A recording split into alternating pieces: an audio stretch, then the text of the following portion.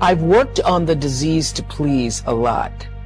And as you've heard me say, that in 1989, I had a really big breakthrough with that, reading Gary Zukav's book on intention. So I started literally living an intentional life where I don't make any decisions unless I think about what is my true, pure motivation for doing it, because I do recognize the law of cause and effect that says the intention informs even the cause, so that before you have an action, there is a reason for you taking that action, and the reason for the action is what's going to actually show up in your life on the other end. That's what's going to come back to you, that intention. So that helped me a lot with the disease to please, because I was always giving, and then I was always so thrown when people would come back and ask for more. And I couldn't understand why they were asking for more. Well, people ask for more because your reason for giving it is so that they think that you're nice. That's your real intention. Well, they do think you're nice. They do think you're nice, and that is why they keep coming back. They come back because you're the nice one. You're going to say yes when even you mean no. So you're the person I'm going to call to go pick up my kids when I can't or don't want to, because you're going to say yes even if you don't want to do it. So that's why people keep coming back, when your intention is not really clear. So that took a lot of fear away from me.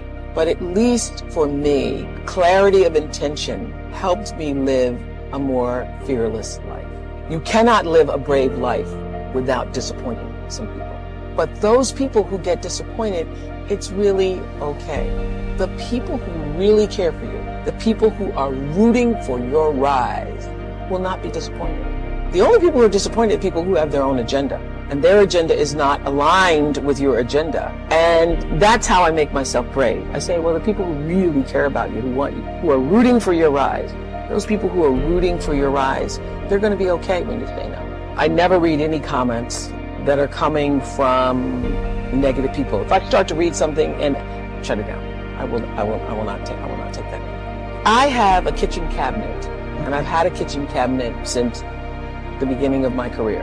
Different people have been in that kitchen cabinet over the years, but there are a few people who are my resource, who I know are going to tell me the truth. Your cabinet can go through all of those comments, because feedback is great, and you can get it immediate now. Your cabinet will go through, and they can share with you the things, even that are negative, but that are not mean-spirited. I'd come off the glory and the victory of 25 years of the Oprah Show, and was trying to put together the pieces of building a network without the right pieces. I really was trusting other people's ideas about how to do it, and it wasn't until I had the good sense to bring in my own team of people whom I'd been working with for, the past decade, that things start to actually fall into place for me.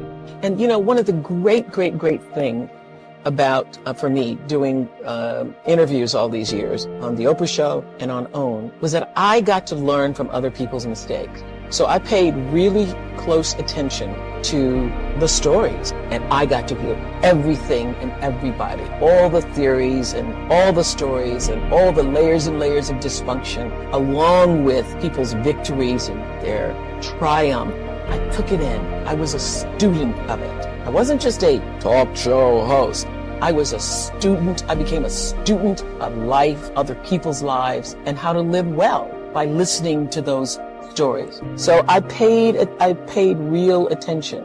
I'm at a point in my life where I can literally rejoice in the knowing space that I hold. There's a sense of confidence that can only come, I think, when you know and are assured that you are living life well, and not from the point of view of having a lot of things, but living life from the center space. When you're living bravely, because you're living your truth. It was during my show that I absolutely learned for sure, for myself, through other people's stories, that there really isn't any such thing as failure.